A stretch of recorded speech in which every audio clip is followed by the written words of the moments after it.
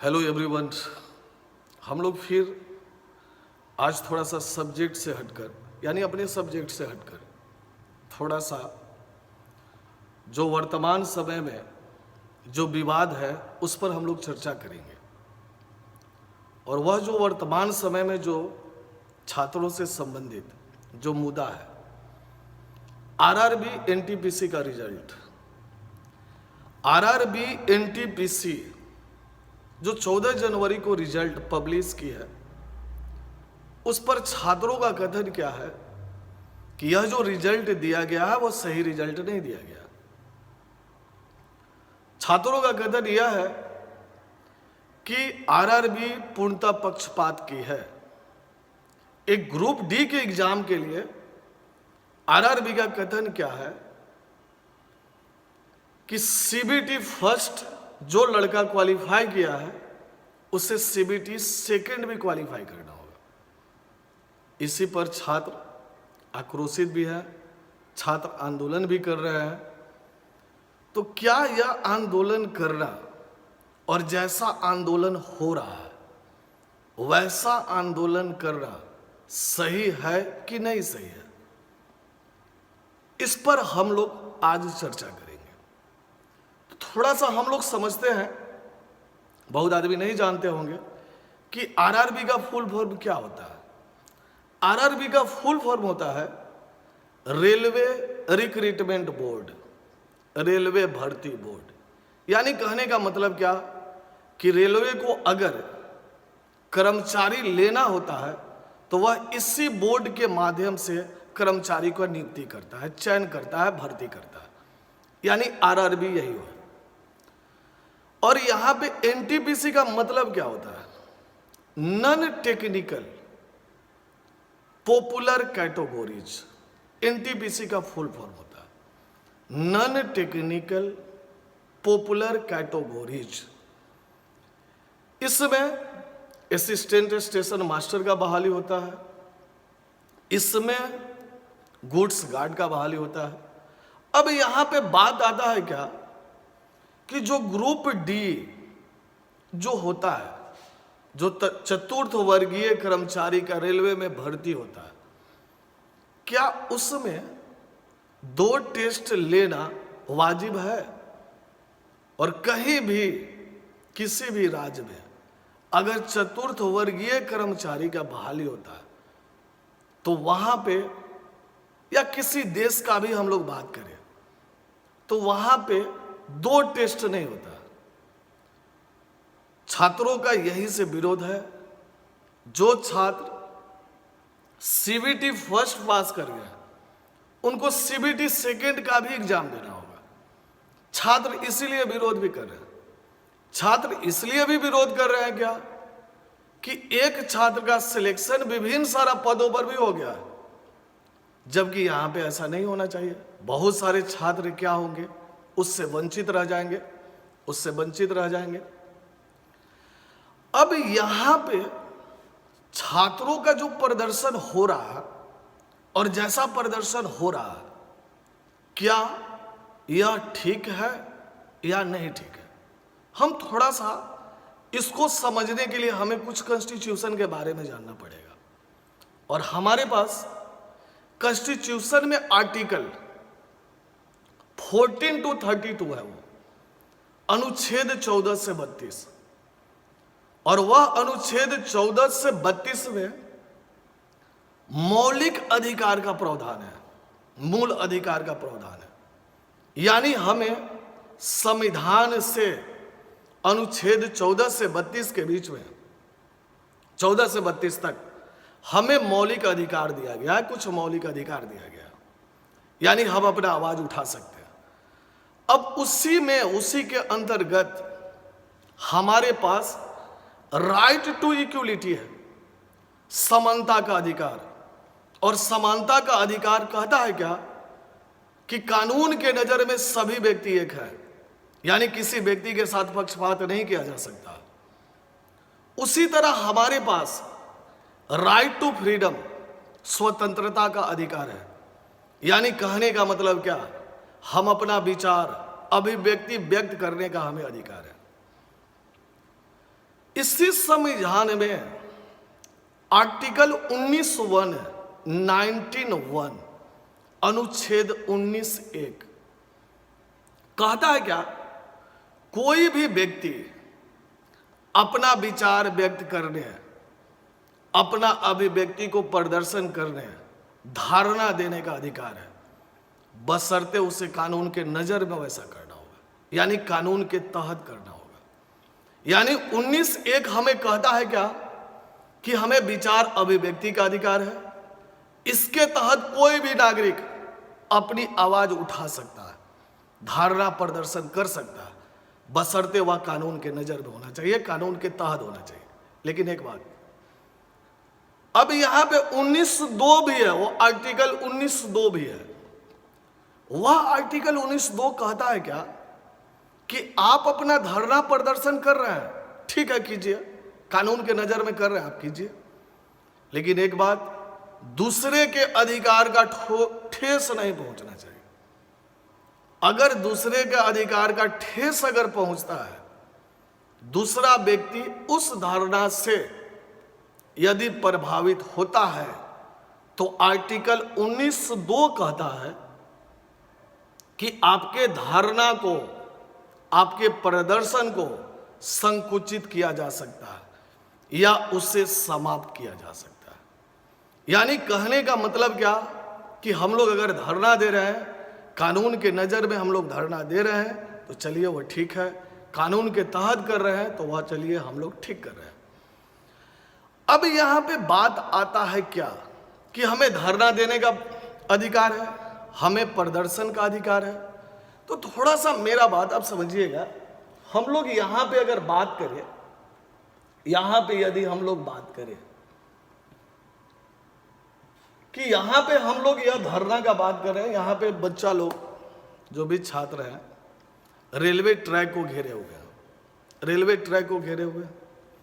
फिर यहाँ पे अगर बात करें तो यहाँ पे हम लोग, यहाँ पे हम लोग अगर बात करें तो यहाँ पे छात्रों ने क्या किया है, ट्रेन के कोच को जलाया, ट्रेन के कोच को जलाया। यह गया का घटना है, बिहार गया का घटना है। क्या ऐसा करना ठीक है? अगर हम छात्र हैं, हम स्टूडेंट हैं, तो क्या ऐसा करना ठीक है? मेरे समझ से ऐसा करना ठीक नहीं है। कानून के नज़र में आप अगर किसी भी सरकारी संपत्ति या सार्वजनिक संपत्ति को आप जलाते हैं, तो 2019 में सुप्रीम कोर्ट का आदेश आया है और यह कानून संपत्ति नुकसान रोकथाम अधिनियम 1984 में ही आया। संपत्ति नुकसान रोकथाम अधिनियम 1984 वह 1984 में आया, लेकिन राजनीति के कारण वह भेंट चढ़ते गया। अगर आप इस कानून के तहत, यानी केंद्र सरकार का यह कानून है और सभी राज्य सरकार अपने अपने अनुसार अपना कानून बनाई हुई है इसके संबंध में। अब केंद्र सरकार का जो कानून है वह कहता है क्या कि अगर आप कोई सरकारी संपत्ति या सार्वजनिक संपत्ति का नुकसान पहुंचाते हैं तो आपको 5 साल से लेकर 10 साल तक की सजा हो सकती है। यदि आप सरकारी संपत्ति या सार्वजनिक संपत्ति का नुकसान पहुंचाते हैं तो आपको 100% हर्जाना भरना पड़ सकता है और तभी जाकर आपको बेल मिलेगा। तो विभिन्न सारा राज्य सरकार का है क्या कि 100% हर्जाना भरिएगा तब आपको बेल मिलेगा, लेकिन केंद्र सरकार का नियम क्या है कि कम से कम 50% हमको हर्जाना भरना होगा। तो क्या ऐसा प्रदर्शन करना उचित है? मेरे समझ से ऐसा प्रदर्शन करना उचित नहीं है। हम लोग यह बात जानते भी हैं कि अगलगी में कुत्ता नहीं जलता, वो आग लगा देगा, फरार हो जाएगा। हम छात्र हैं और ग्रुप डी का नौकरी करने के लिए हम ऐसा प्रदर्शन करें और हम पर कानून के तहत केस भी हो जाए, और हम वैसा फैमिली के भी नहीं हैं कि हमारा बैकग्राउंड बहुत ज़्यादा मजबूत है और हम इस मामले में हम फंस जाए, तो मेरे समझ से ऐसा करना उचित नहीं रहेगा। ऐसा इसलिए कि हो सकता है कि आप इस कानून के तहत आप आ जाइएगा, सरकार आपको बहुत बढ़िया से कहीं लपेट ले, तो आपका फ्यूचर भी बर्बाद हो सकता है। तो मेरे समझ से ऐसा आप कदम मत उठाइए। हाँ, अगर आपको प्रदर्शन करना है तो शांतिपूर्ण प्रदर्शन कीजिए। प्रत्येक जिला में धरना स्थल है। आपके साथ नाइंसाफी हुआ है, ये बात सभी कोई समझते हैं, हम भी समझते हैं। आपने इतना तैयारी किया, आपका रिजल्ट होना चाहिए, लेकिन सरकार आपके लिए वैसा नहीं कर रही है, सरकार नहीं सुन रही है। तो सरकार को हम लोग जगाएंगे, वो भी शांतिपूर्ण ढंग से हम लोग जगाएंगे। प्रत्येक जिला में धरना स्थल बना हुआ है, आप उस धरना स्थल पर जाइए, जिला मजिस्ट्रेट से क्या कीजिए, परमिशन लीजिए कि आरआरबी जो रिजल्ट दिया है वह रिजल्ट हम लोग के मन के मुताबिक नहीं है, उस रिजल्ट में बदलाव होना चाहिए। ऐसे आरआरबी जो हमारे पास रेलवे मिनिस्टर है, आज प्रेस कॉन्फ्रेंस भी किए हुए हैं कि हाँ, लड़के लोग का जो परेशानी है उसको सुना जाएगा, उसको कैंसिल कर दिया जाता है, कैंसिल किया गया है। तो हम आपसे यही आग्रह करेंगे कि कृपया, आप छात्र हैं, स्टूडेंट हैं, हम लोग मध्यम वर्गीय पिछड़ा वर्ग फैमिली से हम लोग आते हैं, हम लोग ऐसा कोई प्रदर्शन नहीं करें जो कानूनी अड़चन में हम आगे फंस जाए। हाँ, अगर प्रदर्शन आपको करना है, जैसे ट्विटर पर आपने ट्रेंड चलाया, ट्रेंड चलाइए। बहुत जिला स्तर पर हमारे पास धरना स्थल है, जिला मजिस्ट्रेट से आप संपर्क कीजिए, वहाँ पे धरना दीजिए, भूख हड़ताल कीजिए। बहुत सारा ऐसा काम है जिससे एक सामान्य जनता भी परेशान नहीं होगा, आप किसी सार्वजनिक संपत्ति का नुकसान भी नहीं कीजिएगा और सरकार तक आपका बात पहुँच सकता है। तो मेरे समझ से ऐसा हिंसक प्रदर्शन, ऐसा प्रदर्शन आदमी को नहीं करना चाहिए, और सरकार को भी थोड़ा सा हम लोगों पर, जो मध्यम वर्गीय हैं, जो पिछड़े वर्ग से आते हैं और यह आशा में रहते हैं कि हमें सरकारी नौकरी आ जाए, तो सरकार से भी हम निवेदन करेंगे कि कृपया इस बात को जितना जल्द से जल्द हो सके सुना जाए। और छात्रों से हम यही कहेंगे कि कृपया करके ऐसा हिंसक प्रदर्शन में आप भाग मत लीजिए। आपको कोई नेता नहीं बनना है, कोई राजनीति नहीं करना है, आपको अपना फ्यूचर बनाना है। तो हम यही कहेंगे क्या कि आप प्रदर्शन कीजिए, लेकिन शांतिपूर्ण, कानून के तहत।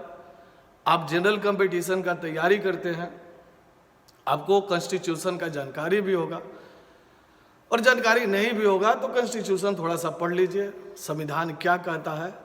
ऐसे हिंसक प्रदर्शन करने से वो आप ही परेशानी में आ जाइएगा। हाँ, आंदोलन करने का बहुत सारा अन्य तरीका भी है, तो थोड़ा सा हम लोग छात्र आंदोलन के बारे में भी कुछ हम लोग जान लें। अगर छात्र आंदोलन का बात करें तो भारत में छात्र आंदोलन का जो इतिहास है, वो उस इतिहास के बारे में अगर बात करें तो 1848 ईस्वी में, 1848 में, 1848 में दादा भाई नेरोजी ने student scientific and historic society का गठन किए थे।